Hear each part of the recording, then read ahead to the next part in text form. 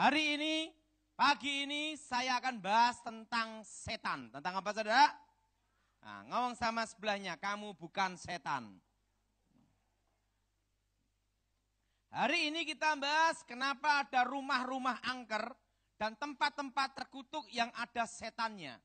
Dan dulu sebelum saya bertobat, kalau bikin bangkrut orang, itu pakai tanah kuburan. Yang jelas kuburan yang dipakai bukan kuburan pendeta. Nah, dan hari ini saya bahas tentang kutukan. Nah, dulu sebelum saya bertobat, kalau menceraikan rumah tangga orang itu pakai tanah kuburan. Nah, suatu jalan, kalau tempat kecelakaan mati, dor mati di situ. Maka di jalan itu, setiap tahun pasti akan ada yang mati di tempat yang sama dengan titik yang sama. Nah, saya rasa di daerah sini ada saudara? Nah, yang ngomong ada, dia memonitor lalu lintas setiap hari. Nah, dulu sebelum saya bertobat, saya tahu persis tentang disebut namanya kutukan darah dan tentang kekuatan darah. Mari kita buka Alkitab kita dalam kitab Kejadian pasal 4. Kitab Kejadian pasal 4 ayat 5 sampai dengan 13. Kitab Kejadian pasal 4 ayat 5 sampai dengan 13. Kitab Kejadian pasal 4 ayat 5 sampai dengan 13. Saudara yang genap, saya yang ganjil. Kitab Kejadian pasal 4 ayat 5 sampai dengan 13. Tetapi Kain dan korban persembahannya tidak diindahkannya. Lalu hati Kain jadi sangat panas dan mukanya muram.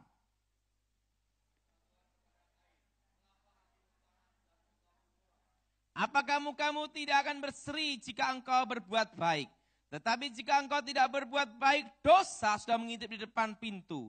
Ia sangat menggoda engkau, tetapi engkau harus berkuasa atasnya.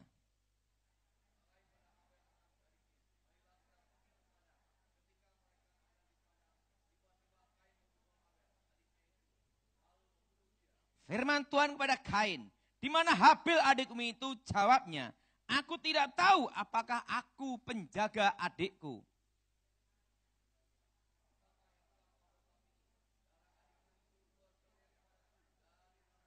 Maka sekarang terkutuklah engkau, terbuang jauh dari tanah yang mengan mulutnya untuk menerima darah adikmu itu dari tanganmu.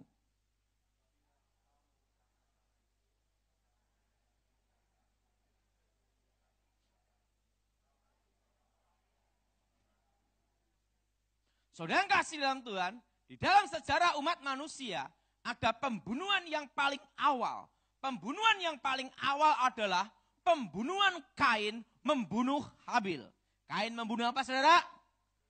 Pada waktu Habil dibunuh, saat itu juga kegiatan otak berhenti, kegiatan jantung berhenti. Dan cirinya orang mati tidak bisa mandi sendiri, betul? Tapi ingat, pada waktu Habil dibunuh, ada satu yang menuntut, ada satu yang berteriak, yaitu darah. Darah Habil menuntut keadilan. Akibat tuntutan darah Habil, Kain dikutuk. Di dalam kutukannya dikatakan bahwa Kain menjadi seorang pelarian dan pengembara di muka bumi. Jadi seorang pelarian dan pengembara di muka bumi. Dan tanah tidak menghasilkan sepenuhnya lagi untuk Kain. Maka Kain berkata, hukumanku itu terlalu besar bagiku. Saudara, darah bicara tentang nyawa. Nyawa bicara tentang kehidupan. Plus saudara tahu, apa artinya kutuk? Ada orang tanya sama saya, Pak, kutuk itu apa? Kutuk ya kutuk. Banyak orang ngomong gitu. Tetapi sebenarnya kutuk itu ada artinya. Kutuk adalah kata-kata yang mengikat. Ikutin saya semua, kata-kata yang mengikat. Yang menyebabkan penderitaan, kesengsaraan, kehancuran, kebinasaan, kematian kekal. Nah, penyakit, kesengsaraan, itu kutuk. Nah, beda dengan berkat. Berkat adalah kata-kata yang mengikat, yang memberikan kehidupan, keselamatan, kelimpahan, keabadian. Itu yang namanya berkat. Amin. Nah, saudara, Sebelum saya bertobat, saya tahu persis bahwa darah manusia berbeda dengan darah binatang. Misalnya pisau dipakai untuk membunuh seseorang, cep mati. Setelah itu pisau dicuci bersih. Itu nanti saudara, sekalipun dicuci bersih model apapun, waktu di lab, di forensik saudara, maka bekas darah korban itu pasti ada yang tersisa. Yang disebut namanya jalur DNA manusia. Sehingga kasus pembunuhan sekalipun 3-5 tahun, barang bukti tetap dipakai di pengadilan. Kenapa? Karena bekas darah korban ada yang tersisa. Jelas saudara? Maka di dalam ilmu penyidikan reserse dikatakan tidak ada kejahatan yang sempurna. Karena kebetulan saya pernah diminta untuk memberi pengarahan di Akademi Kepolisian Semarang. Bahwa tidak ada kejahatan yang sempurna. Nah, keris dipakai untuk membunuh seseorang cep mati. Dan keris itu setiap bulan suro direndam air kelapa, dikasih jeruk nipis, setelah itu diusap dengan jeruk nipis dengan sepet kelapa, dikasih air pace. Kok bisa tahu Pak Daud? Bekas dukun. Kalau pusaka itu pernah membunuh seseorang, dikasih minyak yaparon, dikasih racun keris, warangan. Dikeringkan di matahari. Begitu kering, maka bekas darah korban itu akan kelihatan kembali di ujung keris itu. Sekalipun keris itu, pembunuhan itu ratusan tahun yang lalu. Makanya kalau keris itu membunuh seorang, saya tahu, oh namanya pugut. Darah bicara tentang nyawa, nyawa bicara tentang kehidupan. Tetapi kalau hanya ke perang, set berdarah, kebentur, tidak menimbulkan kematian, maka bekas darah itu hilang tanpa bekas. Karena tidak menimbulkan kematian. Tapi kalau menimbulkan kematian, pasti ada bekasnya. Nah, beda dengan ayam. Ayam dipotong jadi ayam goreng. Pisau dicuci bersih, hilang tanpa bekas. Karena itu darah ayam. Kenapa? Kenapa darah manusia bisa berbicara? Ini. Kalau ada pembunuhan, ini dari Alkitab. Ingat, binatang tidak punya roh. Manusia punya roh. Makanya darahnya bisa menuntut. Jelas, saudara? Jelas? Jelas? Nah, kenapa ada rumah-rumah angker, tempat-tempat terkutuk, dan kenapa ada rumah yang ada penunggunya? Semua rumah yang ada setannya, ada penunggunya, pasti ada sejarahnya. Dan sejarahnya adalah kata-kata penderitaan kutuk. Pertama, tempat kejadian pembunuhan.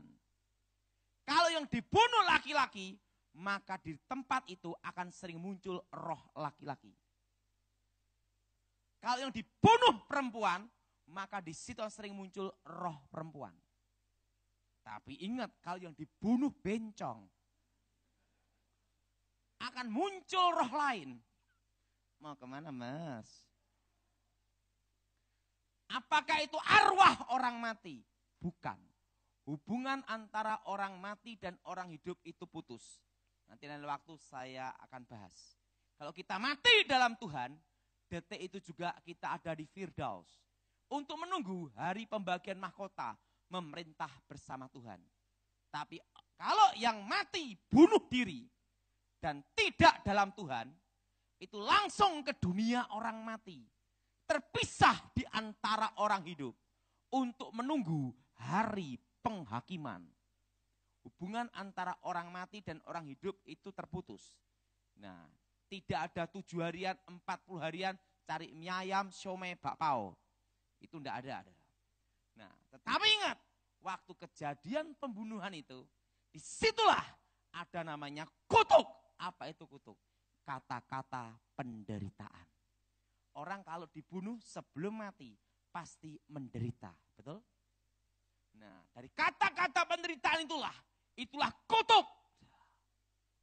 maka roh jahat ada di tempat itu. Tempat kejadian pembunuhan, kalau ditempatin rumah atau orang tinggal, siapapun yang tinggal di situ kena sial. Makanya ada rumah-rumah tertentu, dibuka ruko untuk toko, bangkrut. Terusan itu disewakan, bangkrut. Dibeli orang, bangkrut. Dan setiap kali orang yang tinggal di situ pasti bangkrut. Itu pasti tempat pembunuhan. Darah korban itu menuntut. Ciri rumah yang ada kutukan darahnya ini, saudara, itu adalah sering ada penampakan bayangan hitam. Atau baju terakhir korban dibunuh. Biasanya itu di sekitar pintu, kelebet, laki atau perempuan kelebet kayak bayangan hitam. Kenapa sekitar pintu? Karena kurang kerjaan. Jelas? Jadi kalau ada satu rumah, sering ada penampakan bayangan hitam di sekitar pintu. Itu pasti dulunya ada kasus pembunuhan. Jelas? Jelas? Nah, apakah ada di Alkitab kutukan darah? Ada. Waktu Yudas bunuh diri, tanah yang disebut tanah darah, Hakal Damal. Jelas? Nah, pada waktu Raja Daud mau membangun bait Allah, Tuhan berfirman, tidak boleh, karena tanganmu penuh dengan darah. Maka yang boleh membangun adalah Salomo. Jelas? Sang pembunuh melarikan diri. Polisi kehilangan jejak. Sang pembunuh dibayangin wajah orang yang dibunuh. Ketakutan sendiri menyerahkan diri. Itu adalah kutukan darah, bayangan kematian. Maka dulu sebelum saya bertobat, kalau habis membunuh orang, itu diajarkan guru saya, darahnya dihisap setetes. Untuk supaya tidak terbayang oleh bayangan kematian. Nah, kalau guru saya itu, saya sebelum bertobat itu, guru saya itu bunuh orang banyak sekali. Nah, di situ kalau dia habis bunuh orang, darahnya begini, jilat gitu. Untuk supaya tidak dibayangi bayangan kematian. Nah, pertama, pembunuhan. Nah, atau tempat kejadian pembantaian perang. Kalau yang dibunuh 1000 orang, maka setiap 3-7 tahun sekali akan ada namanya bangkitnya kutukan. Maka yang kerasukan 1000 orang. Yang sering disebut namanya kerasukan massal. Itu pasti dulunya tempat pembantaian perang. Itu kebanyakan kasus pembunuhan zaman Belanda, Jepang atau zaman PKI. Itu banyak kejadian di pabrik, di lapangan, di sekolah. Nah, kalau yang dibunuh 200 orang, maka kalau itu pembunuhannya itu ada di hutan, pembantaiannya di hutan, maka di hutan itu sering ada kayak namanya perkampungan. Ada suara-suara orang jual beli macam-macam. Itu pasti dulunya tempat pembantaian. Yang sering disebut namanya kampung setan. Atau pasar setan. Jelas? Jelas? Nah, dulu sebelum saya bertobat, sebagai seorang dukun, maka dikorbankanlah ayam. Ayam pun harus ayam kampung. Tidak beli ayam Horn Kentucky Fried Chicken. Kenapa? Setannya yang takut kolesterol. Dipotonglah ayam, potong kerbau, potong babi, potong sapi, potong kambing, kepalanya ditaruh di lokasi. Itu tujuannya apa? Ini rahasianya. Sebelum saya bertobat, itu tujuannya adalah untuk meredam sementara kutukan. Supaya kasus kerasukan itu bisa tenang berhenti sejenak. Bukan membatalkan kutukan. Karena ingat, darah binatang tidak bisa menuntut. Karena binatang tidak punya roh. Dan yang menuntut adalah darah manusia. Jadi kalau itu dukun ada ritual, kerbau, babi, sapi, kepala ditaruh di lokasi, itu bukan membatalkan kutukan. Itu hanya meredam sementara. Nanti 3-7 tahun lagi bangkitnya kutukan, tambah parah. Nah, dulu sebelum saya bertobat, itu adalah ATM-nya dukun.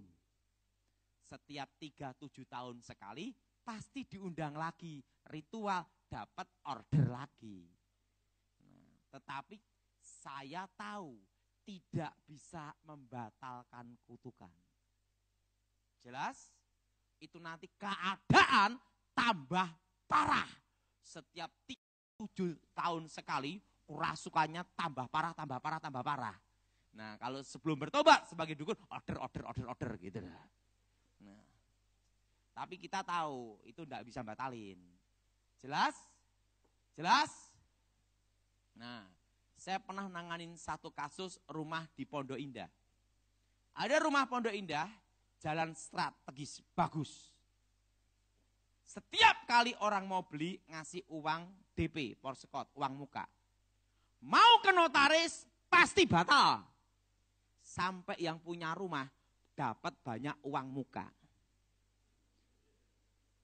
Tetapi yang punya rumah takut tahu sejarah rumah itu. Akhirnya saya dipanggil. Saya doain pengusiran setan. Nanti saya beritahu cara pengusiran setannya. Dalam nama Yesus, setan keluar. Langsung setannya keluar. 1 minggu kemudian rumah itu terjual mahal. Langsung yang punya rumah ngomong sama saya, Pak Daud, bagaimana kita kerja sama, kongsi bisnis rumah angker. Ini pertama, tempat kejadian pembunuhan atau pembantaian. Jadi ingat, kenapa di penjara zaman Belanda banyak setannya? Karena di situ banyak sekali pembunuh, ada banyak kata-kata penderitaan. Ciri adalah bayang hitam atau penampakan baju terakhir korban dibunuh. Yang kedua, tempat kejadian orang bunuh diri. Nah, ada yang minum baygon stroberi jeruk, ada yang menikamkan diri, benturkan kepala, ada yang gantung diri, berbagai macam cara bunuh diri. Ingat saudara, latar belakang orang bunuh diri itu pasti adalah depresi, stres. Tidak ada orang bunuh diri posisi ketawa, wah, mati, tidak ada itu. Ada yang karena putus cinta, yang disesali bukan pertemuan, bukan perpisahan, pengeluaran ongkos terlalu banyak. Bunuh diri. Nah, ada yang dikejar utang, ada yang bangkrut, banyak sekali kasus. Mati bunuh diri. Latar belakang orang bunuh diri itu akan mempengaruhi kutukannya. Yaitu apa? Tempat kejadian orang bunuh diri itu akan ada namanya kutukan darah. Rumah hawa panas. Setiap kali orang tinggal di situ, pasti ribut, bertengkar, bahkan cerai. Ciri rumah tempat kejadian bunuh diri, kutukan darah, sering ada suara-suara aneh. Ada ketokan pintu, dok, dok, dok, dok, buka, enggak ada orang. Itu pasti tempat kejadian orang bunuh diri. Atau ada seperti orang cuci-cuci baju, cuci-cuci piring, suara-suara aneh. Itu rata-rata yang bunuh diri pembantu.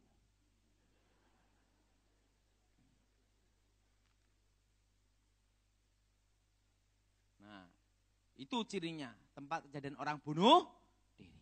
Nah, itu rumah hawa panas. Orang yang tinggal di situ pasti ribut, bertengkar, bahkan cerai. Hawanya panas, maunya ribut terus, maunya bertengkar terus. Itu pasti tempat kejadian orang bunuh diri. Jelas? Jelas? Nah, itu cirinya ada suara-suara aneh. Kadang ada suara tangisan, erangan, atau kesakitan, atau tertawa di satu kamar. Berarti kamar itu pasti dulunya tempat kejadian orang bunuh diri. Dan cirinya akan ada suara-suara aneh.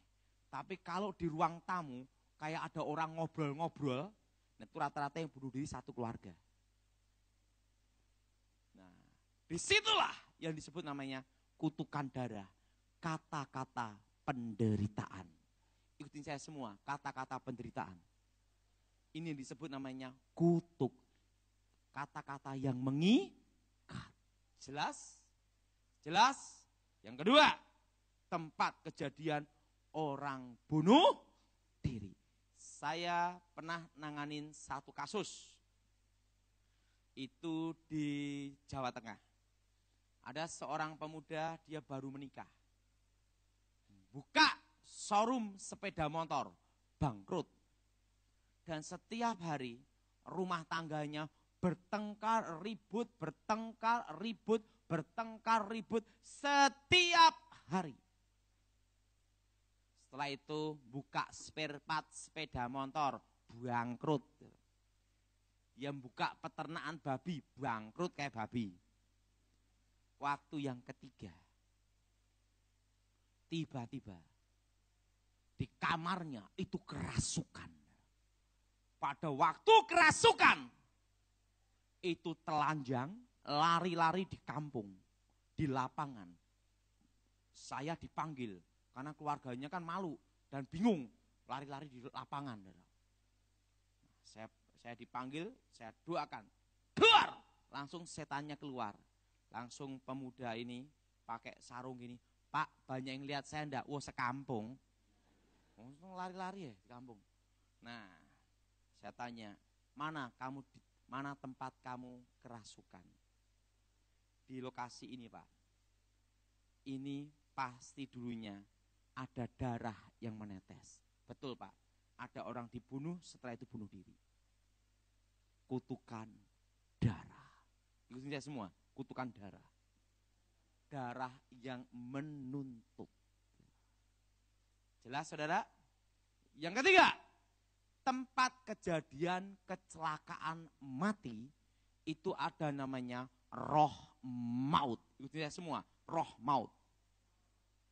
Nah, biasanya nanti ada kakek-kakek lewat, nenek-nenek lewat, anak kecil lewat, perempuan lewat. Menghindar, dor, tabrakan di situ, mati. Nah, orang yang mati kecelakaan itu mati sebelum waktunya. Dan sebelum mati pasti ada namanya penderitaan. Betul? Nah, itulah kutuk mengikat tanah itu.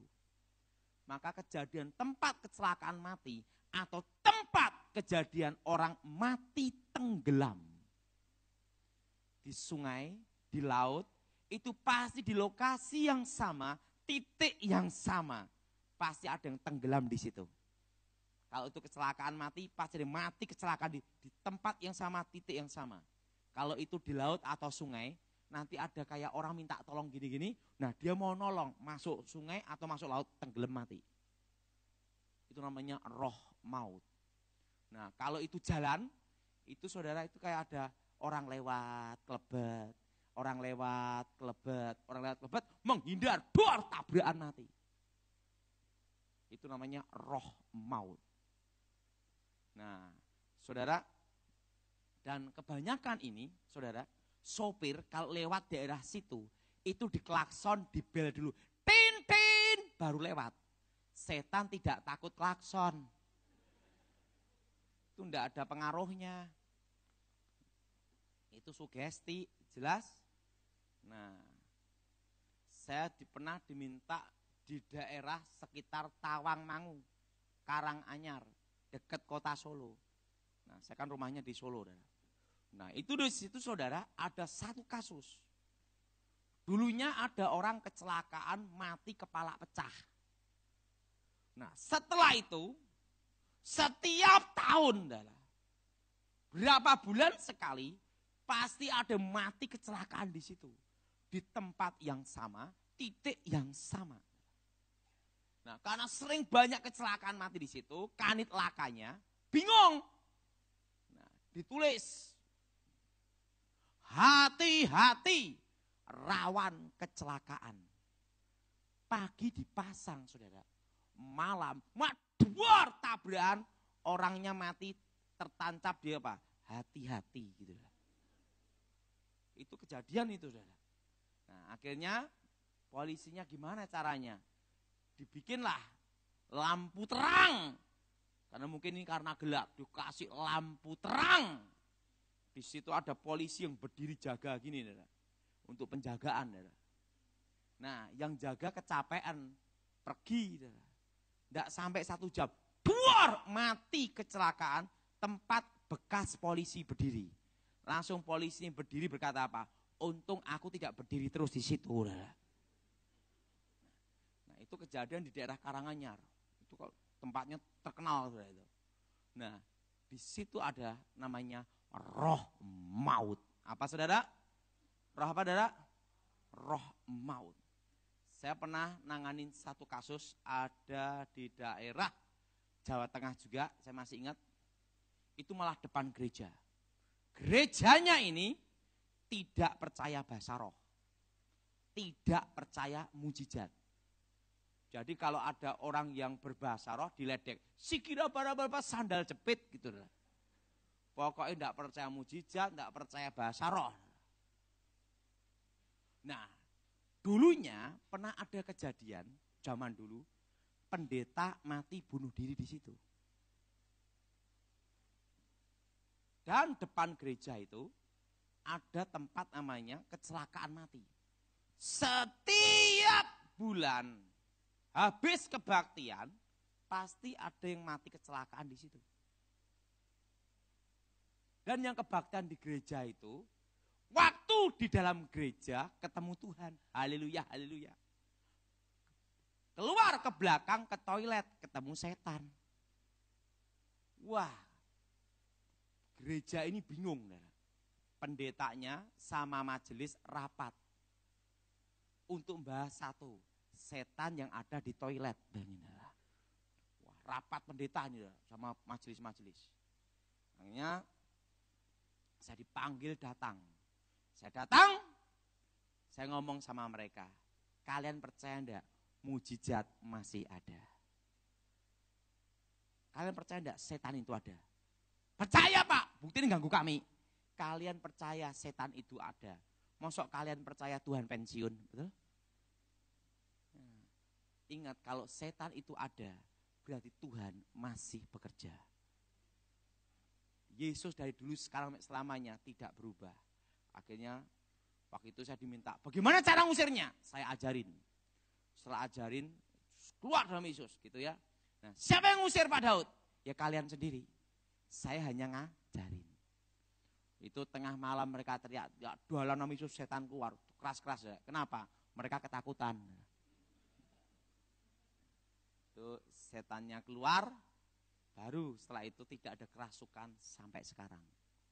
Ingat, semua tempat yang kasus kerasukan pasti ada sejarahnya. Intinya semua sejarahnya. Nah, yang keempat, yang disebut namanya tanah kuburan. Kalau saya sebelum bertobat, kalau bikin bangkrut orang, itu pakai tanah kuburan. Disiramkan tepat di depan pintu toko, pabrik, atau showroom orang. Set. Dalam 1 tahun, pabrik, toko, showroom, rumah orang pasti bangkrut. Nah, kalau dulu sebelum saya bertobat, kalau mau bikin cerai rumah tangga orang, itu tanah kuburan diambil. Siramkan, ada tepat di atap rumah, tetapi di luar rumah. Kenapa tidak di dalam rumah? Ya ketahuan. Dalam 1 tahun rumah tangga orang pasti cerai. Pasti ribut bertengkar terus. Nah, kalau belum bertobat, kalau mau bikin sengsara orang yang tinggal di rumah itu, mati ndak, hidup ndak, tanah diambil, siramkan, tepat depan pintu, dalam rumah dan atap. Pasti yang tinggal di situ sakit pindah-pindah, mati sengsara. Itu kalau dulu saya ngerjain orang seperti itu. Tapi ingat, sesuai order. Nah, sekarang udah bertobat, sudah tidak lah. Nah, tanah apa yang dipakai di kuburan? Itu bukan tanah kuburan bayi atau orang kuburan orang mati tua karena expired kadaluarsa. Tapi adalah kuburan seorang pembunuh. Pembunuh, penjahat, perampok, pemerkosa atau penculik yang mati dieksekusi. Atau dibakar massa atau dipukulin sampai mati. Orang jahat itu ada kutukannya. Yaitu apa? Tabur tuai. Betul? Siapa yang menabur dia pada waktu mati, sebelum waktunya, dibakar, digebuki massa, mati sengsara. Ada kutukannya ini. Dikubur di satu tempat. Maka di pusaranya itu mengandung kutukan namanya kehancuran. Makanya kuburan teroris-teroris yang dieksekusi, nah ada yang nyari tanah kuburannya. Digunakan untuk itu. Jelas? Jelas? Nah itu siramkan depan pintu. Ciri kalau satu rumah atau toko atau pabrik atau showroom yang kena tanah kuburan ada cirinya. Itu seperti kayak ada kabut hitam, sering ada penampakan tepat di depan pintu rumah setiap malam Jumat. Itu pasti kasus tanah kuburan. Dan lebih jelasnya, itu kalau orang mau beli, kayak ada yang ketutup. Nggak lihat, lewat aja. Nah, setiap kali orang mau beli itu kayak ketutup, lewat aja. Itu tempat kasus tanah kuburan. Saudara, setan memang ada kuasa, tapi Tuhan lebih kuasa. Yang jadi pertanyaan, bagaimana cara mengalahkan kutukannya ini? Mengalahkan kuasa kegelapannya ini. Ingat, iman bertumbuh karena firman Tuhan. Dan meyakini akan kuasa Tuhan. Amin. Jadi untuk mengalahkan ini, kita harus punya iman yang hidup. Iman yang percaya. Ingat, iman yang percaya dan percaya akan kuasa Tuhan. Bahwa Tuhan itu hidup. Nah, untuk mengalahkan kutukan darah, harus dihadapi pula dengan darah. Ikutin saya semua, darah. Dihadapi pula dengan darah. Mari kita buka Alkitab kita. Di dalam kitab Ibrani pasal 12. Kitab Ibrani pasal 12 ayat 24. Kitab Ibrani pasal 12 ayat 24. Kita baca bersama-sama. Dan kepada Yesus, pengantara perjanjian baru, dan kepada darah pemercikan yang berbicara lebih kuat daripada darah Habel. Saudara, darah dibandingkan dengan darah. Tidak ada darah di muka bumi ini yang berbicara lebih kuat melebihi darah Habel. Kecuali satu darah, darah Yesus. Yang jadi pertanyaan, kenapa darah Yesus bisa berbicara? Ingat saudara, Yesus mati dibunuh. Ingat semua, Yesus mati dibunuh. Yesus mati disalib. Makanya darahnya bisa berbicara. Untuk mengalahkan kutukan darah ini, harus dihadapi dengan darah yang suci. Tanpa dosa, tanpa cela, dan tanpa noda. Dan posisinya mati dibunuh. Karena suci tidak mati dibunuh, tidak bisa berbicara. Dan di dunia ini hanya ada satu darah. Manusia suci, tanpa noda, tanpa celah, tanpa dosa, dan tidak ada kutuk keturunan. Hanya ada satu, Tuhan Yesus, yang mati disalib, darahnya tercurah. Untuk mengalahkan kutukan darah, harus dihadapi dengan darah yang suci. Saudara, ada 3 cara untuk mengusir setan. Yang pertama, di dalam Injil Markus, mereka orang-orang percaya diberi kuasa mengusir setan di dalam nama Tuhan. Dan yang kedua, bila ada saudaramu yang sakit, hendaklah penatua mendoakan dalam nama Yesus, mengolesi minyak urapan. Dan pujian penyembahan, Tuhan bertahta di atas pujian, setan lari. Amin. Tetapi ditulis dalam kitab terakhir, Wahyu, mereka orang-orang percaya mengalahkan iblis dengan darah anak domba. Artinya apa? Mengalahkan iblis dengan kehidupan Kristus sendiri. Nah, saudara, kalau saudara ada kasus kutukan darah ini, tidak usah panggil pendeta. Ini untuk meringankan beban pendeta. Ingat, setiap orang percaya diberi apa? Nah, pendeta juga diberi kuasa dalam nama Yesus. Jemaat juga diberi apa? Iman itu percaya. Itu iman yang bertumbuh. Iman yang hidup. Tidak tergantung oleh seseorang. Itu iman yang betul-betul yang sangat Tuhan sukai. Iman yang percaya, iman yang yakin, kuasa firman itu hidup. Nah, kalau tempat kejadian pembunuhan atau bunuh diri, cara ngusirnya seperti ini. Ikuti semua. Di dalam nama Tuhan Yesus. Segala roh-roh jahat, segala roh-roh setan, segala roh-roh kutuk, keluar dari tempat ini. Demi nama Yesus. Darah Tuhan Yesus. Sucikan tanah ini. Darah Tuhan Yesus. Berkati tempat ini. Tempat terkutuk ini. Diubah jadi berkat. Karena tanah itu ada kata-kata penderitaan. Harus disucikan. Dihadapi dengan darah pendamaian. Darah Yesus menyucikan kita dari dosa. Darah Yesus menyembuhkan kita. Dan darah Yesus pula yang mengalahkan iblis. Jelas? Jelas? Ini semua darah Yesus. Percaya. Nah, apa gunanya minyak urapan? Minyak urapan itu ada minyak zaitun atau minyak yang belum dipakai untuk goreng.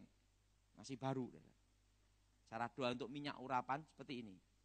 Tunggu saja.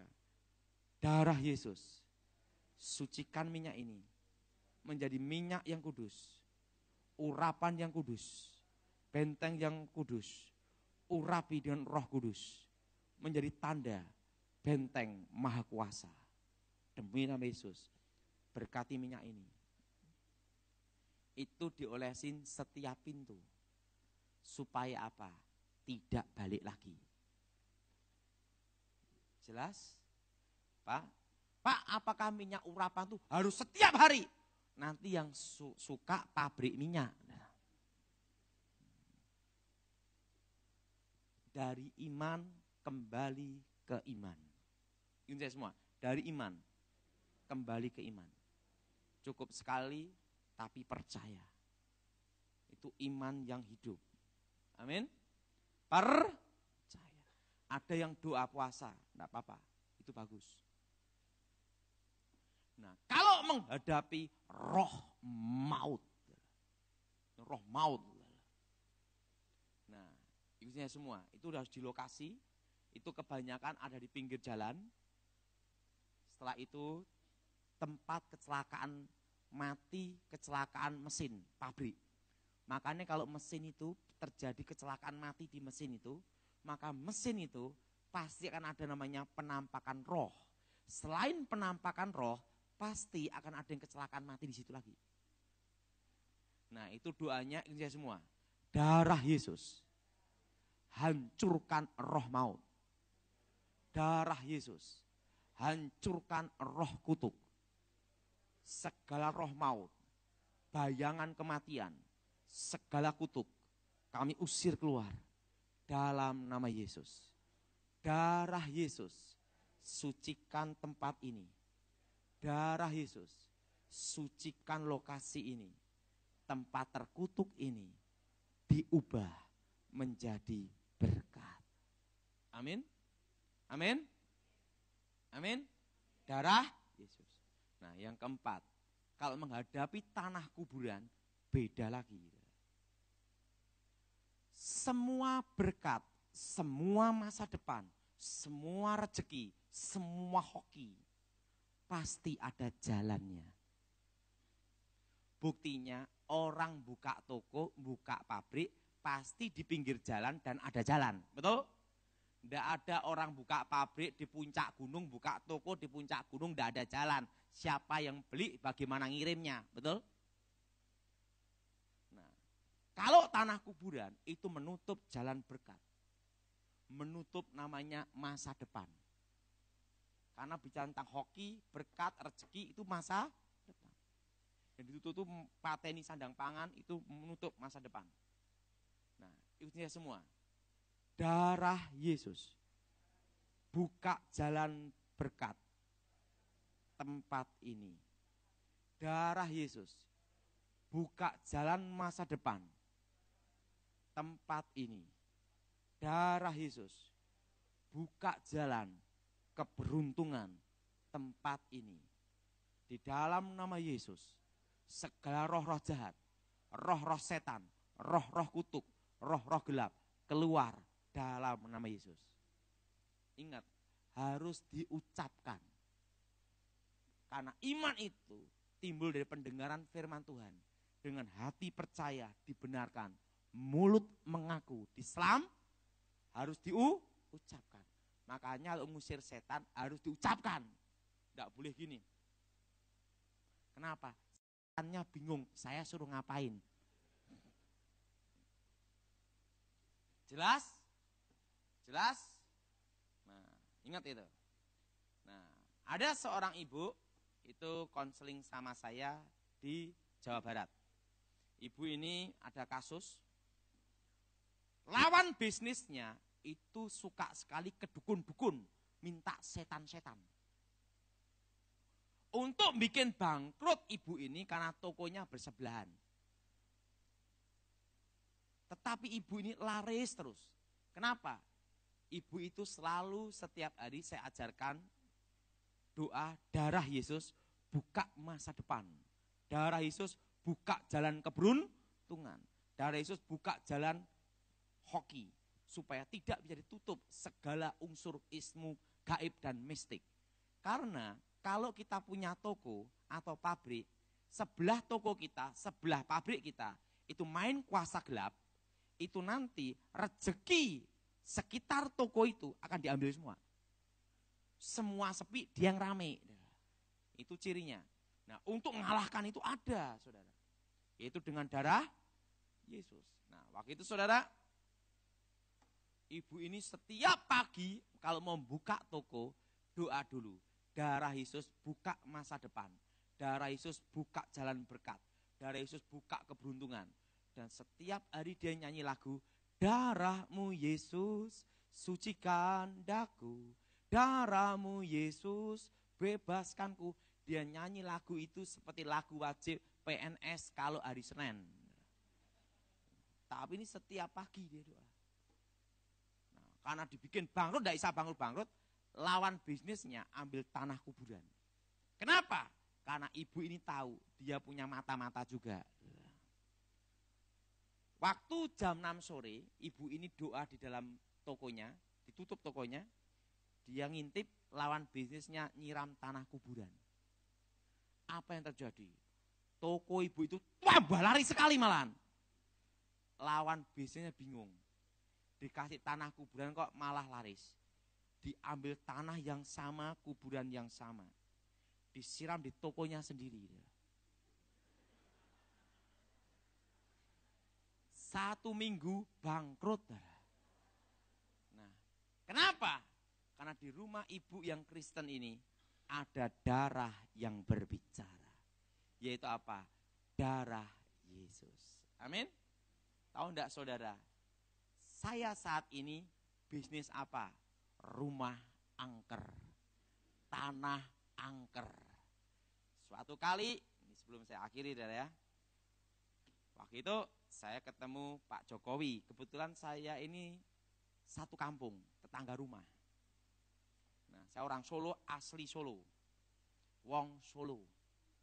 Nah, suatu kali, nah Pak Ade tahu rumah saya, pernah sana ya. Nah itu sama rumah Pak Jokowi dekat, tetangga. Satu kampung. Satu kali, tidak, Pak Jokowi ngomong sama saya, rencana akan dibikin mall terbesar di Jawa Tengah. Namanya Trans Studio, lokasinya gini-gini, Pak. Tapi harga tanah di situ sudah mulai mahal-mahal. Wah, saya pikir percuma lah, saya gitu. Harganya benar mahal-mahal. Waktu itu saya doa sama Tuhan. Tuhan bicara sama saya, belilah tanah sebanyak-banyaknya di lokasi ini. Lokasinya itu pinggir kota Solo. Waktu itu saya ke lokasi itu seperti petunjuk Tuhan itu. Nah karena yang dikasih tahu Pak Jokowi harganya udah mahal-mahal, saudara. Saya tidak jadi beli. Di situ saudara, di tempat kampung itu, tanahnya itu banyak tanah kosong, banyak setannya. Setelah banyak setannya, banyak rampoknya. Jadi setan diusir, rampok datang. Nah, dan tempat itu saudara, setiap malam itu ada gendruwo. Itu ada pohon bambu, wah, wah, wah, setiap malam. Bukan hanya malam Jumat, ini setiap malam. Orang lewat itu pasti goda lari dah. Di situ ada pohon sawo, ada bambu, wah. Tanah di situ dijual per meter 200.000, 100.000, 50.000. Tidak ada yang beli, pada takut. Karena banyak setan, banyak rampok. Pokoknya orang beli di situ pasti nekat gitu aja udah. Nah, karena itu petunjuk Tuhan, saya lakukan. Saya beli dulu di pinggir jalan. Pinggir jalan saya beli dulu. 500 meter, 600 meter, 300 meter, 1.600 meter, tak beli. Harga 300.000, 400.000, 200.000, pokoknya pinggir jalan dulu. Saya ambil dulu, beli. Setelah beli, mikir sekarang, ngusir setannya. Setannya banyak sekali. Saya doain dalam nama Yesus setan keluar. Begitu setannya keluar, mikir rampoknya. Saya mikir, dibikin aja kandang burung, dibikin kandang burung sama ayam. Kenapa? Kalau rampok nyuri ayam, males, petok-petok. Saya bikin itu, kandang ayam, kandang burung. Tapi tanah di situ tak beli dulu, pinggir jalan. Sudah angker-angker semua, orang takut beli di situ tak beli. Dah. Setelah itu saya doa, Tuhan terima kasih, udah Engkau jaga keluarga saya doa di situ. Tiba-tiba 2 tahun kemudian, tidak sampai 5 tahun, itu 2 tahun. Tanah-tanah yang saya beli yang wangker banyak setannya itu, setannya keluar. Tiba-tiba lokasi tempat saya yang diberitahu Tuhan itu pintu tol. Depan sekitar pintu tol Solo Semarang, Solo Kertosono. Jadi kalau mau ke Solo dari Semarang keluar jalan situ, kalau mau masuk tol lewat situ. Itu harga tanah yang saya beli 200.000 langsung jadi 3 juta. Yang 2,5 jadi 3 juta, ada yang sampai saya beli itu jadi harga 4 juta.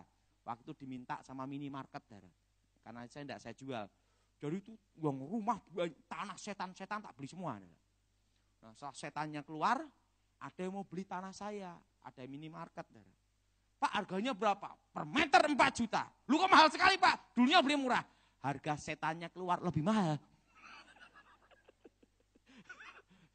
Jadi sekarang ini saudara, ya puji Tuhan lah.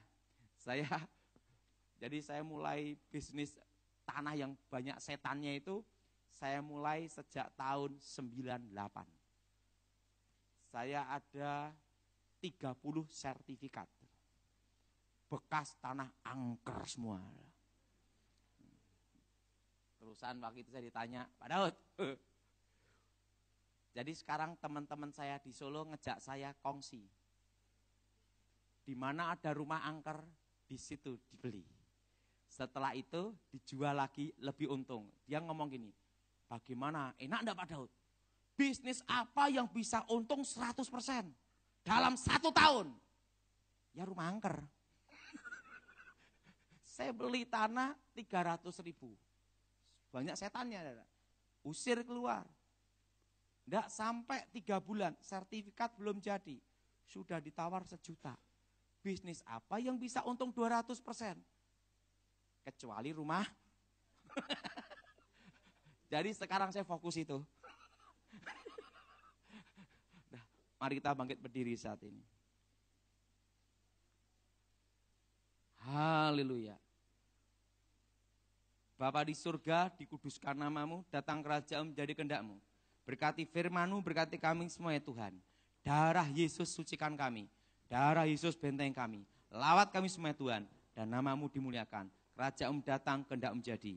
Berkati firman-Mu, berkati kami semua. Demi nama Yesus. Yang percaya katakan, amin.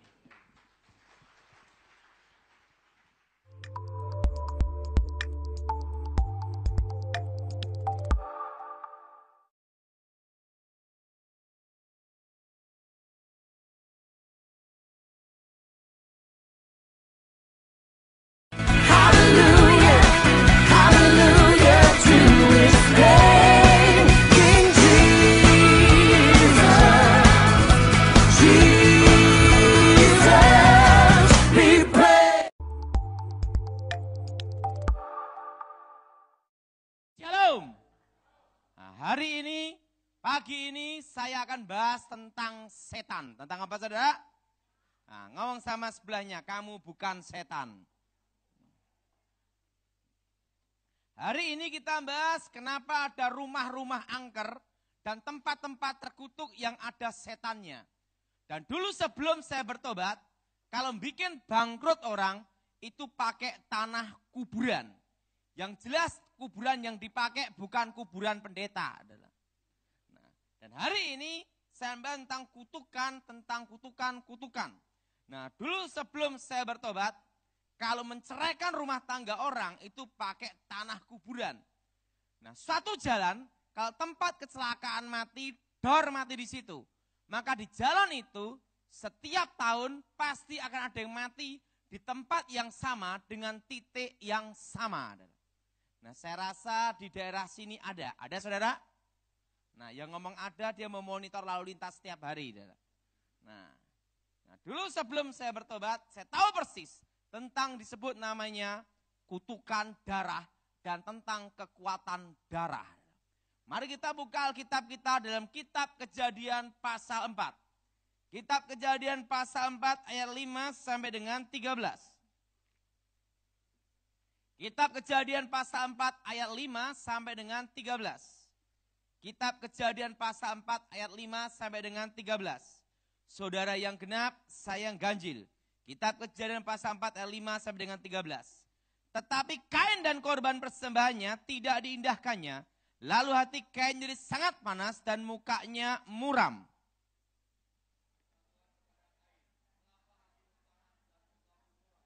Apakah mukamu tidak akan berseri jika engkau berbuat baik? Tetapi jika engkau tidak berbuat baik, dosa sudah mengintip di depan pintu. Ia sangat menggoda engkau, tetapi engkau harus berkuasa atasnya.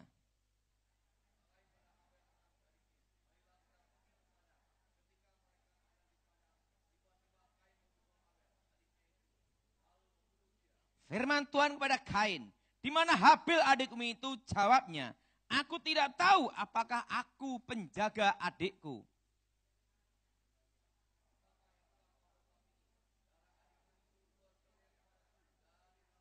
Maka sekarang terkutuklah engkau, terbuang jauh dari tanah yang mengan mulutnya untuk menerima darah adikmu itu dari tanganmu.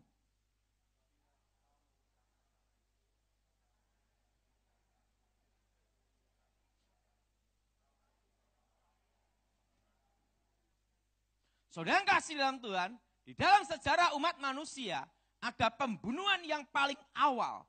Pembunuhan yang paling awal adalah pembunuhan Kain membunuh Habil. Kain membunuh apa, saudara?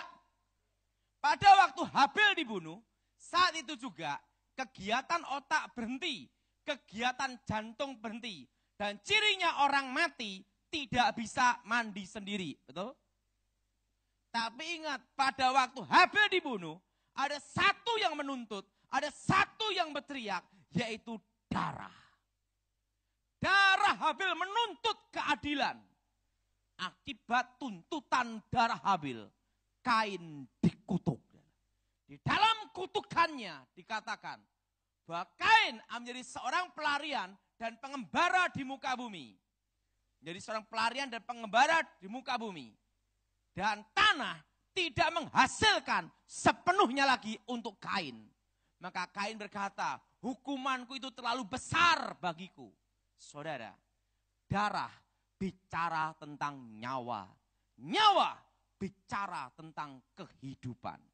Plus saudara tahu apa artinya kutuk. Ada orang tanya sama saya, Pak, kutuk itu apa? Kutuk ya kutuk. Banyak orang ngomong gitu. Tetapi sebenarnya kutuk itu ada artinya. Kutuk adalah kata-kata yang mengikat. Ikutin saya semua, kata-kata yang mengikat. Yang menyebabkan penderitaan, kesengsaraan, kehancuran, kebinasaan, kematian kekal. Nah, penyakit, kesengsaraan, itu kutuk. Nah, beda dengan berkat. Berkat adalah kata-kata yang mengikat, yang memberikan kehidupan, keselamatan, kelimpahan, keabadian. Itu yang namanya berkat. Amin. Nah, saudara, sebelum saya bertobat, saya tahu persis bahwa darah manusia berbeda dengan darah binatang. Misalnya, pisau dipakai untuk membunuh seseorang, cep mati. Setelah itu pisau dicuci bersih. Itu nanti saudara, sekalipun dicuci bersih model apapun, waktu di lab, di forensik saudara, maka bekas darah korban itu pasti ada yang tersisa. Yang disebut namanya jalur DNA manusia. Sehingga kasus pembunuhan sekalipun 3-5 tahun, barang bukti tetap dipakai di pengadilan. Kenapa? Karena bekas darah korban ada yang tersisa. Jelas saudara? Maka di dalam ilmu penyidikan reserse dikatakan tidak ada kejahatan yang sempurna. Karena kebetulan saya pernah diminta untuk memberi pengarahan di Akademi Kepolisian Semarang. Bahwa tidak ada kejahatan yang sempurna. Nah, keris dipakai untuk membunuh seseorang cep mati.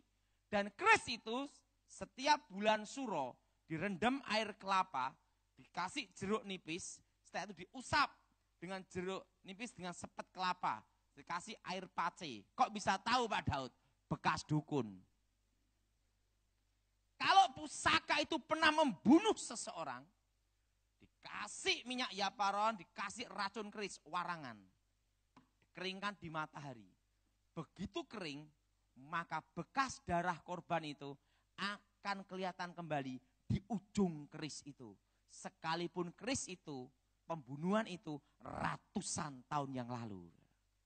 Makanya kalau keris itu membunuh seorang, saya tahu, oh namanya pugut.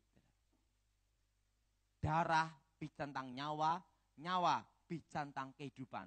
Tetapi kalau hanya ke perang, set berdarah, kebentur, tidak menimbulkan kematian, maka bekas darah itu hilang tanpa bekas.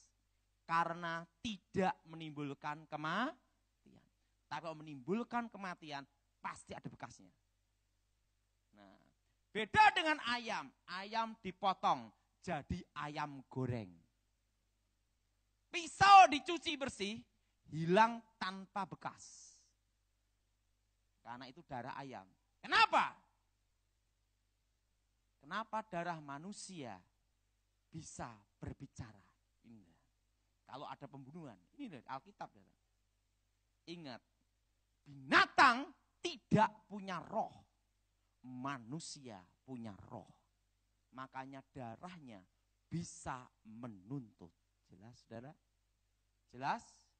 Jelas?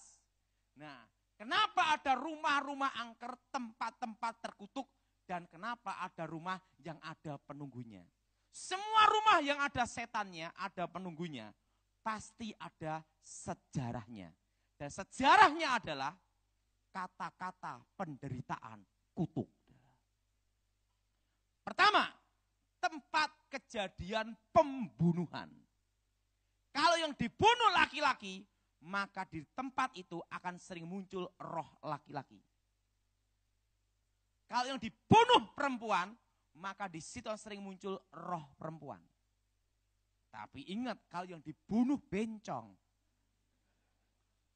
akan muncul roh lain. Mau kemana, Mas? Apakah itu arwah? Ingat, kalau setan itu ada, berarti Tuhan masih bekerja. Yesus dari dulu sekarang selamanya tidak berubah. Akhirnya waktu itu saya diminta, bagaimana cara ngusirnya? Saya ajarin. Setelah ajarin, keluar dalam Yesus gitu ya. Nah, siapa yang ngusir Pak Daud? Ya kalian sendiri. Saya hanya ngajarin.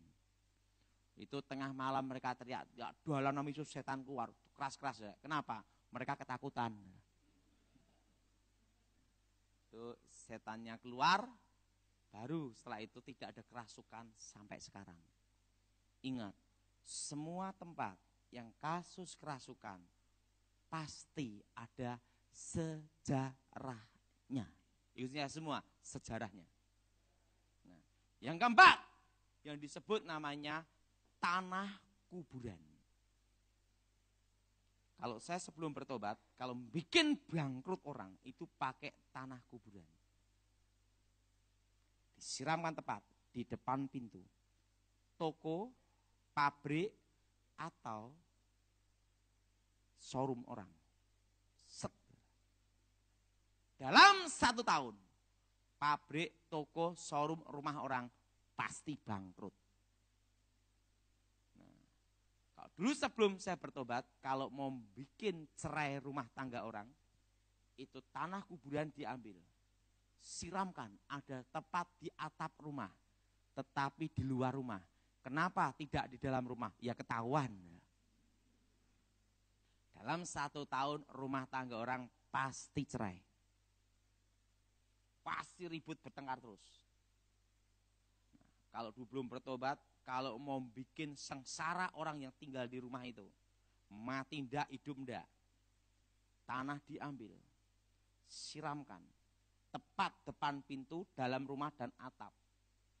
Pasti yang tinggal di situ sakit pindah-pindah, mati sengsara. Itu kalau dulu saya ngerjain orang seperti itu. Tapi ingat, sesuai order. Nah, sekarang udah bertobat, sudah tidak lah. Nah, tanah apa yang dipakai di kuburan? Itu bukan tanah kuburan bayi atau orang kuburan orang mati tua karena expired kadaluarsa. Tapi adalah kuburan seorang pembunuh. Pembunuh, penjahat, perampok, pemerkosa, atau penculik yang mati dieksekusi. Atau dibakar massa, atau dipukulin sampai mati. Orang jahat itu ada kutukannya. Yaitu apa? Tabur tuai. Betul? Siapa yang menabur, dia pada waktu mati, sebelum waktunya, dibakar, digebuki massa, mati sengsara. Ada kutukannya ini. Dikubur di satu tempat. Maka di pusaranya itu mengandung kutukan namanya kehancuran.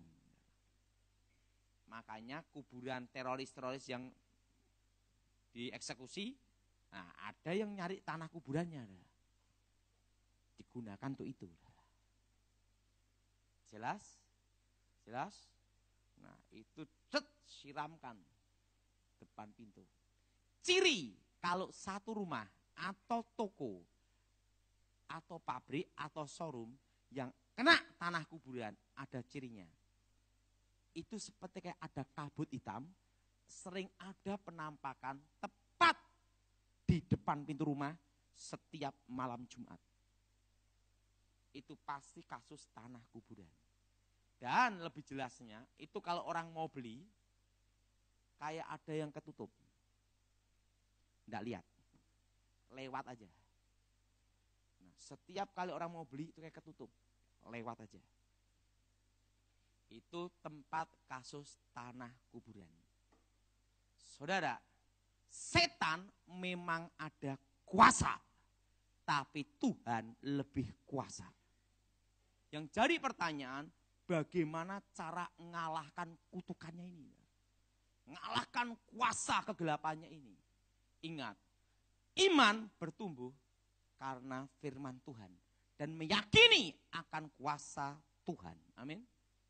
Jadi untuk mengalahkan ini, kita harus punya iman yang hidup. Iman yang percaya.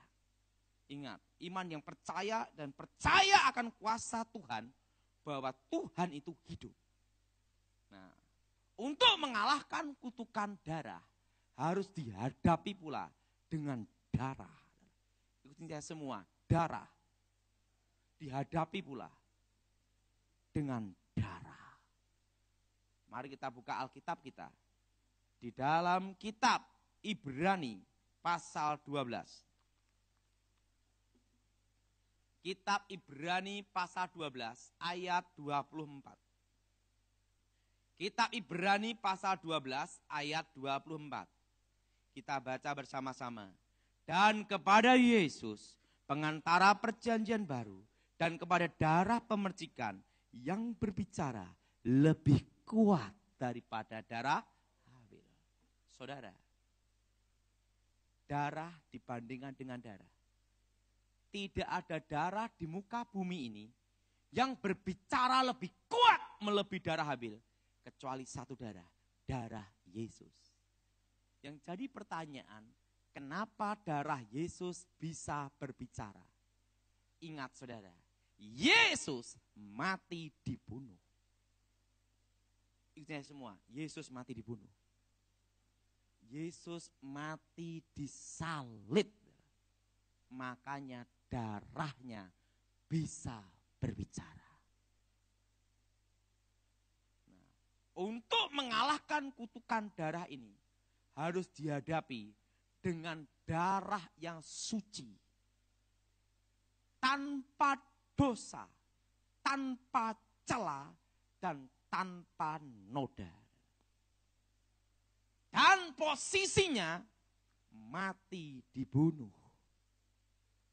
Karena suci tidak mati dibunuh, tidak bisa berbicara. Dan di dunia ini hanya ada satu darah. Manusia suci, tanpa noda, tanpa celah, tanpa dosa, dan tidak ada kutuk keturunan. Hanya ada satu, Tuhan Yesus, yang mati disalib, darahnya tercurah. Untuk mengalahkan kutukan darah, harus dihadapi dengan darah yang suci. Saudara, ada 3 cara untuk mengusir setan. Yang pertama, di dalam Injil Markus, mereka orang-orang percaya diberi kuasa mengusir setan di dalam nama Tuhan. Dan yang kedua, bila ada saudaramu yang sakit, hendaklah penatua mendoakan dalam nama Yesus, mengolesi minyak urapan. Dan pujian penyembahan, Tuhan bertahta di atas pujian, setan lari. Amin. Tetapi ditulis dalam kitab terakhir, Wahyu, mereka orang-orang percaya mengalahkan iblis dengan darah anak domba. Artinya apa? Mengalahkan iblis dengan kehidupan Kristus sendiri. Nah, saudara, kalau saudara ada kasus kutukan darah ini, tidak usah panggil pendeta. Ini untuk meringankan beban pendeta. Ingat, setiap orang percaya diberi apa? Nah, pendeta juga diberi kuasa dalam nama Yesus. Jemaat juga diberi apa? Iman itu percaya. Itu iman yang bertumbuh. Iman yang hidup. Tidak tergantung oleh seseorang. Itu iman yang betul-betul yang sangat Tuhan sukai. Iman yang percaya, iman yang yakin, kuasa firman itu hidup. Nah, kalau tempat kejadian pembunuhan atau bunuh diri, cara ngusirnya seperti ini. Ikutin saya semua.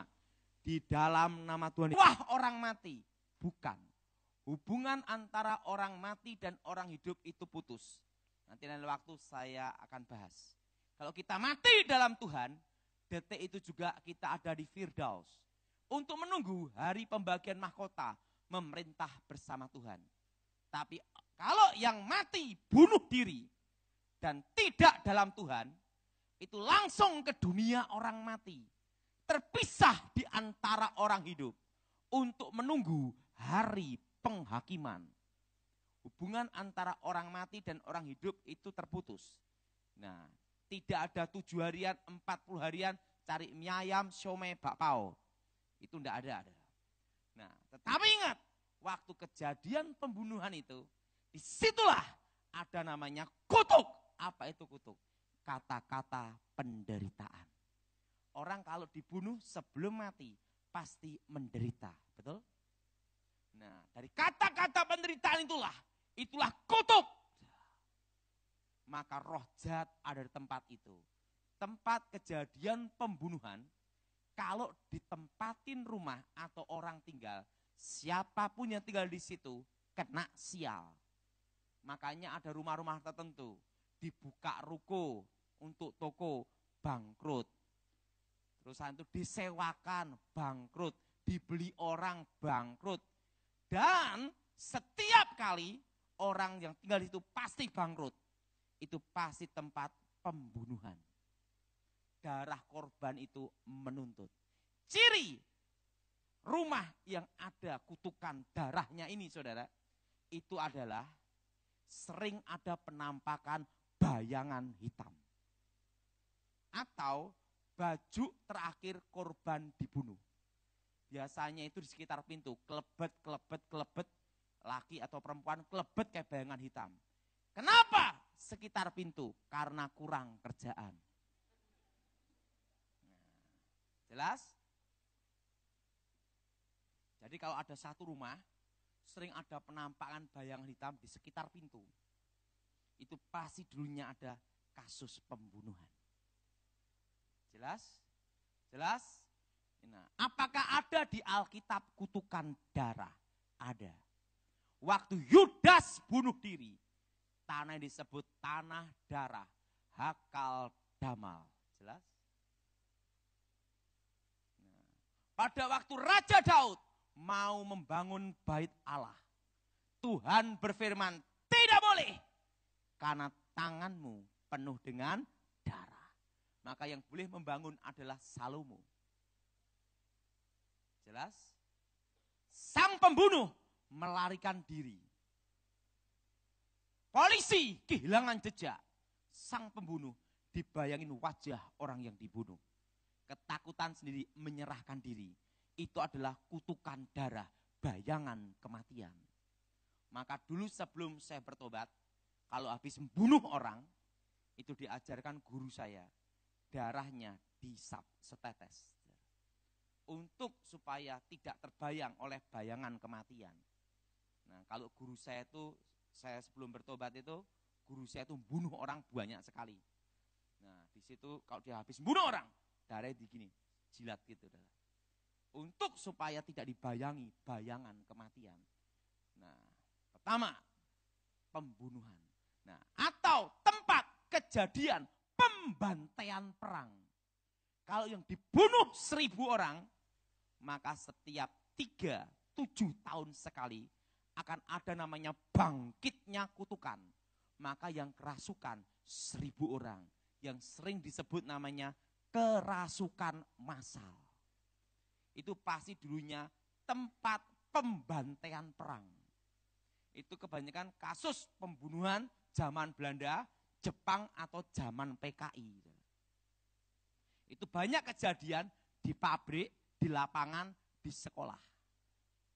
Nah, kalau yang dibunuh 200 orang, maka kalau itu pembunuhannya itu ada di hutan, pembantaiannya di hutan, maka di hutan itu sering ada kayak namanya perkampungan.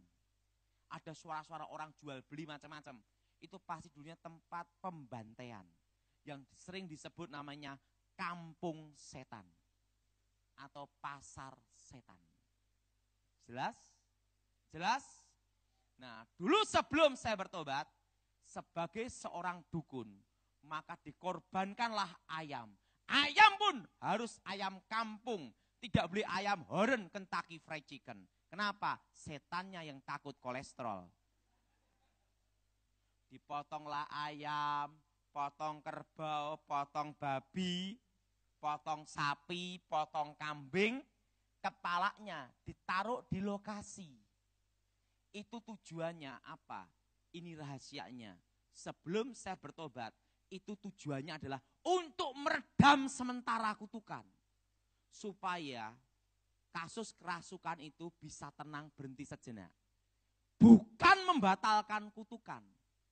Karena ingat, darah binatang tidak bisa menuntut.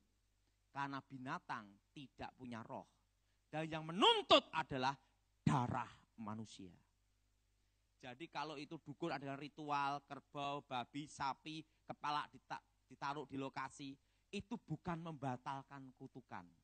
Itu hanya meredam sementara. Nanti 3-7 tahun lagi bangkitnya kutukan, tambah parah. Nah, dulu sebelum saya bertobat, itu adalah ATM-nya dukun. Setiap 3-7 tahun sekali, pasti diundang lagi. Ritual, dapat order lagi. Tetapi saya tahu tidak bisa membatalkan kutukan. Jelas? Itu nanti keadaan tambah parah. Setiap 7 tahun sekali kerasukannya tambah parah, tambah parah, tambah parah. Nah, kalau sebelum bertobat sebagai dukun order gitu. Nah, tapi kita tahu itu tidak bisa batalin. Jelas? Jelas? Nah, saya pernah nanganin satu kasus rumah di Pondok Indah. Ada rumah Pondok Indah, jalan strategis, bagus. Setiap kali orang mau beli, ngasih uang DP, porsekot, uang muka. Mau ke notaris, pasti batal. Sampai yang punya rumah, dapat banyak uang muka. Tetapi yang punya rumah takut tahu sejarah rumah itu. Akhirnya saya dipanggil. Saya doain pengusiran setan. Nanti saya beritahu cara pengusiran setannya. Dalam nama Yesus, setan keluar. Langsung setannya keluar. 1 minggu kemudian rumah itu terjual mahal. Langsung yang punya rumah ngomong sama saya, Pak Daud, bagaimana kita kerja sama, kongsi bisnis rumah angker. Ini pertama, tempat kejadian pembunuhan atau pembantaian. Jadi ingat, kenapa di penjara zaman Belanda banyak setannya? Karena di situ banyak sekali ada banyak kata-kata penderitaan. Ciri adalah bayang hitam atau penampakan baju terakhir korban dibunuh. Yang kedua, tempat kejadian orang bunuh diri. Nah, ada yang minum baygon, stroberi, straw jeruk. Ada yang menikamkan diri, benturkan kepala. Ada yang gantung diri, berbagai macam cara bunuh diri. Ingat saudara, latar belakang orang bunuh diri itu pasti adalah depresi, stres. Tidak ada orang bunuh diri posisi ketawa. Wah, mati, tidak ada itu. Ada yang karena putus cinta, yang disesali bukan pertemuan, bukan perpisahan, pengeluaran ongkos terlalu banyak. Bunuh diri. Nah, ada yang dikejar utang, ada yang bangkrut, banyak sekali kasus. Mati bunuh diri. Latar belakang orang bunuh diri itu akan mempengaruhi kutukannya. Yaitu apa? Tempat kejadian orang bunuh diri itu akan ada namanya kutukan darah. Rumah hawa panas. Setiap kali orang tinggal di situ, pasti ribut, bertengkar, bahkan cerai. Ciri rumah tempat kejadian bunuh diri, kutukan darah, sering ada suara-suara aneh. Ada ketokan pintu, dok, dok, dok, dok, buka, enggak ada orang. itu pasti tempat kejadian orang bunuh diri. Atau ada seperti orang cuci-cuci baju, cuci-cuci piring, suara-suara aneh. Itu rata-rata yang bunuh diri pembantu.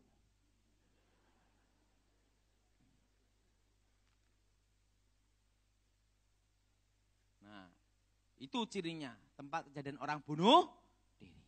Nah, itu rumah hawa panas. Orang yang tinggal di situ pasti ribut, bertengkar, bahkan cerai. Hawanya panas, maunya ribut terus, saudara.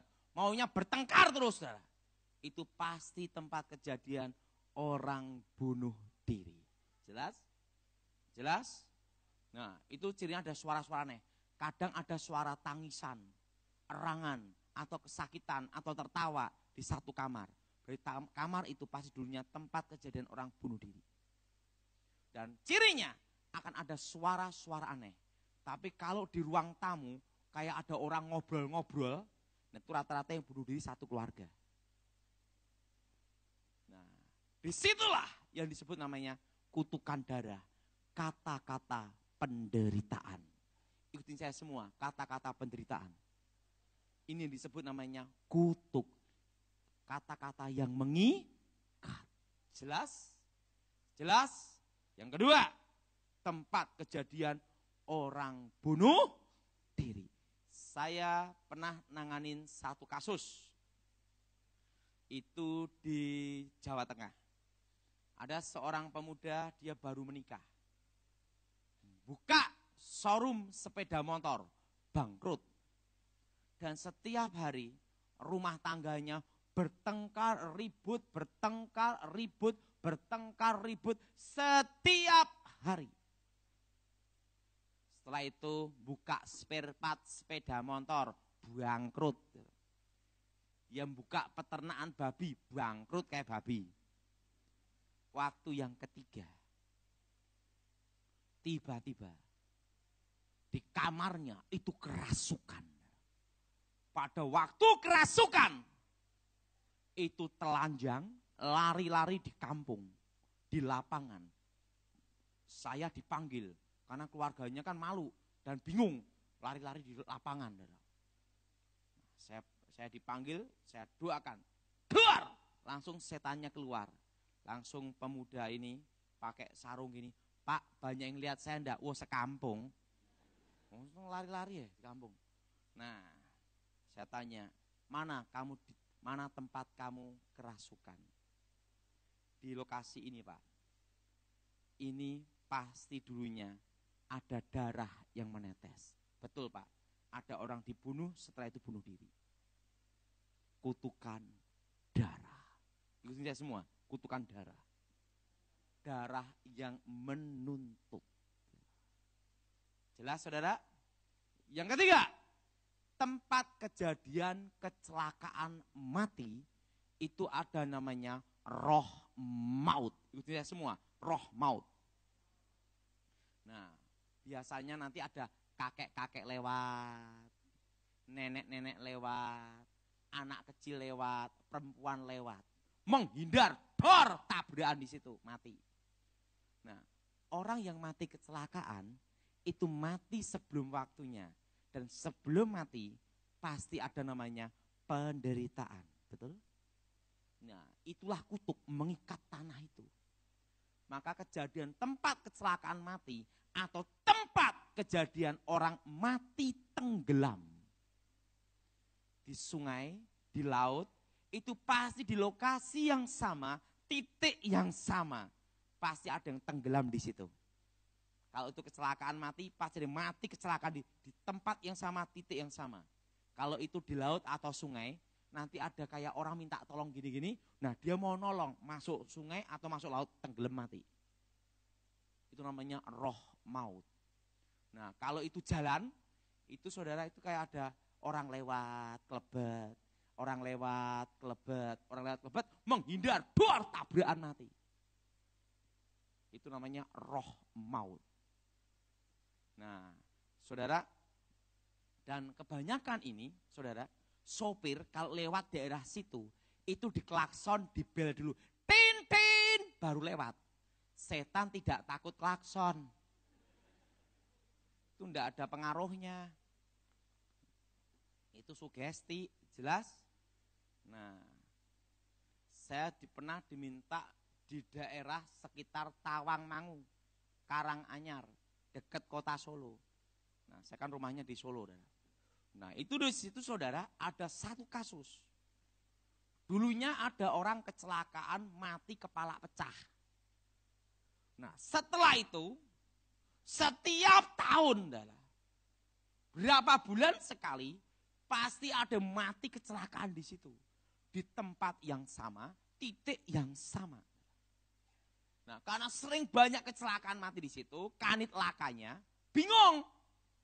Nah, ditulis hati-hati rawan kecelakaan. Pagi dipasang saudara, malam maduar tabrakan, orangnya mati tertancap dia apa? Hati-hati gitu. Itu kejadian itu saudara. Nah, akhirnya polisinya gimana caranya? Dibikinlah lampu terang. Karena mungkin ini karena gelap, dikasih lampu terang. Di situ ada polisi yang berdiri jaga gini saudara. Untuk penjagaan. Nah, yang jaga kecapean, pergi. Tidak sampai 1 jam, duar, mati kecelakaan, tempat bekas polisi berdiri. Langsung polisi yang berdiri berkata apa? Untung aku tidak berdiri terus di situ. Nah, itu kejadian di daerah Karanganyar. Itu tempatnya terkenal. Nah, di situ ada namanya roh maut. Apa saudara? Roh apa saudara? Roh maut. Saya pernah nanganin satu kasus ada di daerah Jawa Tengah juga, saya masih ingat. Itu malah depan gereja. Gerejanya ini tidak percaya bahasa roh. Tidak percaya mujizat. Jadi kalau ada orang yang berbahasa roh diledek, sikira bara-bara sandal jepit gitu. Pokoknya tidak percaya mujizat, tidak percaya bahasa roh. Nah, dulunya pernah ada kejadian zaman dulu pendeta mati bunuh diri di situ. Dan depan gereja itu ada tempat namanya kecelakaan mati. Setiap bulan habis kebaktian pasti ada yang mati kecelakaan di situ. Dan yang kebaktian di gereja itu waktu di dalam gereja ketemu Tuhan. Haleluya, haleluya. Keluar ke belakang ke toilet ketemu setan. Wah, gereja ini bingung. Pendetanya sama majelis rapat. Untuk membahas satu, setan yang ada di toilet. Wah, rapat pendetanya sama majelis-majelis. Akhirnya saya dipanggil datang. Saya datang, saya ngomong sama mereka, kalian percaya enggak mujizat masih ada? Kalian percaya enggak setan itu ada? Percaya Pak, bukti ini ganggu kami. Kalian percaya setan itu ada. Mosok kalian percaya Tuhan pensiun, betul? Yesus. Segala roh-roh jahat, segala roh-roh setan, segala roh-roh kutuk, keluar dari tempat ini. Demi nama Yesus, darah Tuhan Yesus, sucikan tanah ini. Darah Tuhan Yesus, berkati tempat ini. Tempat terkutuk ini, diubah jadi berkat. Karena tanah itu ada kata-kata penderitaan. Harus disucikan, dihadapi dengan darah pendamaian. Darah Yesus menyucikan kita dari dosa. Darah Yesus menyembuhkan kita. Dan darah Yesus pula yang mengalahkan iblis. Jelas? Jelas? Ini semua darah Yesus. Percaya. Nah, apa gunanya minyak urapan? Minyak urapan itu ada minyak zaitun atau minyak yang belum dipakai untuk goreng. Masih baru. Cara doa untuk minyak urapan seperti ini. Tunggu saja. Darah Yesus sucikan minyak ini menjadi minyak yang kudus, urapan yang kudus, benteng yang kudus, urapi dengan Roh Kudus, menjadi tanda benteng maha kuasa. Demi nama Yesus, berkati minyak ini. Itu diolesin setiap pintu. Supaya apa? Tidak balik lagi. Jelas? Pak, apakah minyak urapan itu harus setiap hari? Nanti yang suka pabrik minyak. Dari iman kembali ke iman. Ini saya semua, dari iman kembali ke iman. Cukup sekali tapi percaya. Itu iman yang hidup. Amin. Percaya. Ada yang doa puasa, enggak apa-apa. Itu bagus. Nah, kalau menghadapi roh maut. Roh maut. Nah, itu semua. Itu harus di lokasi. Itu kebanyakan ada di pinggir jalan. Setelah itu tempat kecelakaan mati, kecelakaan mesin, pabrik. Makanya kalau mesin itu terjadi kecelakaan mati di mesin itu, maka mesin itu pasti akan ada namanya penampakan roh. Selain penampakan roh, pasti akan ada yang kecelakaan mati di situ lagi. Nah, itu doanya ini semua. Darah Yesus hancurkan roh maut. Darah Yesus hancurkan roh kutuk. Segala roh maut, bayangan kematian, segala kutuk kami usir keluar dalam nama Yesus. Darah Yesus sucikan tempat ini. Darah Yesus sucikan lokasi ini. Tempat terkutuk ini diubah menjadi berkat. Amin. Amin. Amin. Darah Yesus. Nah, yang keempat, kalau menghadapi tanah kuburan beda lagi. Semua berkat, semua masa depan, semua rezeki, semua hoki pasti ada jalannya. Buktinya orang buka toko, buka pabrik pasti di pinggir jalan dan ada jalan, betul? Tidak ada orang buka pabrik di puncak gunung, buka toko di puncak gunung, tidak ada jalan. Siapa yang beli, bagaimana ngirimnya, betul? Nah, kalau tanah kuburan itu menutup jalan berkat. Menutup namanya masa depan. Karena bicara tentang hoki, berkat, rezeki itu masa depan. Dan ditutup pateni sandang pangan itu menutup masa depan. Nah, itu semua. Darah Yesus buka jalan berkat tempat ini. Darah Yesus buka jalan masa depan tempat ini. Darah Yesus buka jalan keberuntungan tempat ini.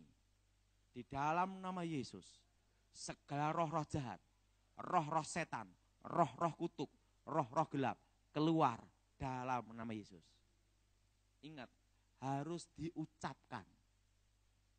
Karena iman itu timbul dari pendengaran firman Tuhan. Dengan hati percaya dibenarkan, mulut mengaku dislam, harus diucapkan. Makanya kalau mengusir setan harus diucapkan. Tidak boleh gini. Kenapa? Setannya bingung, saya suruh ngapain? Jelas? Jelas? Nah, ingat itu.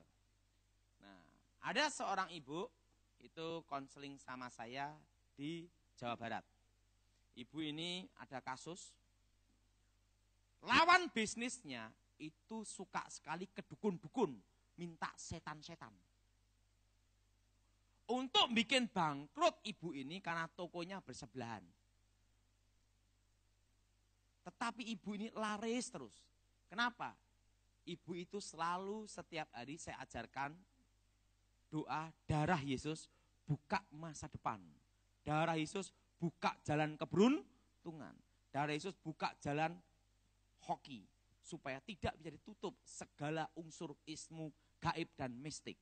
Karena kalau kita punya toko atau pabrik, sebelah toko kita, sebelah pabrik kita, itu main kuasa gelap, itu nanti rezeki sekitar toko itu akan diambil semua. Semua sepi, dia yang rame. Itu cirinya. Nah, untuk mengalahkan itu ada, saudara. Yaitu dengan darah Yesus. Nah, waktu itu saudara, ibu ini setiap pagi kalau mau buka toko, doa dulu. Darah Yesus buka masa depan. Darah Yesus buka jalan berkat. Darah Yesus buka keberuntungan. Dan setiap hari dia nyanyi lagu, darahmu Yesus sucikan daku. Darahmu Yesus bebaskanku. Dia nyanyi lagu itu seperti lagu wajib PNS kalau hari Senin. Tapi ini setiap pagi dia doa. Nah, karena dibikin bangkrut, tidak bisa bangkrut-bangkrut, lawan bisnisnya ambil tanah kuburan. Kenapa? Karena ibu ini tahu dia punya mata-mata juga. Waktu jam 6 sore, ibu ini doa di dalam tokonya, ditutup tokonya, dia ngintip lawan bisnisnya nyiram tanah kuburan. Apa yang terjadi? Toko ibu itu tambah lari sekali malahan. Lawan bisnisnya bingung. Dikasih tanah kuburan kok malah laris. Diambil tanah yang sama, kuburan yang sama. Disiram di tokonya sendiri. 1 minggu bangkrut. Nah, kenapa? Karena di rumah ibu yang Kristen ini ada darah yang berbicara. Yaitu apa? Darah Yesus. Amin. Tahu enggak saudara? Saya saat ini bisnis apa? Rumah angker. Tanah angker. Suatu kali, ini sebelum saya akhiri ya. Waktu itu saya ketemu Pak Jokowi. Kebetulan saya ini satu kampung, tetangga rumah. Nah, saya orang Solo, asli Solo. Wong Solo. Nah, suatu kali, nah Pak Andrea tahu rumah saya, pernah sana ya. Nah itu sama rumah Pak Jokowi dekat, tetangga. Satu kampung. Satu kali, Pak Jokowi ngomong sama saya, rencana akan dibikin mall terbesar di Jawa Tengah. Namanya Trans Studio, lokasinya gini-gini, Pak. Tapi harga tanah di situ sudah mulai mahal-mahal. Wah, saya pikir percuma lah, saya gitu. Harganya benar mahal-mahal. Waktu itu saya doa sama Tuhan. Tuhan bicara sama saya,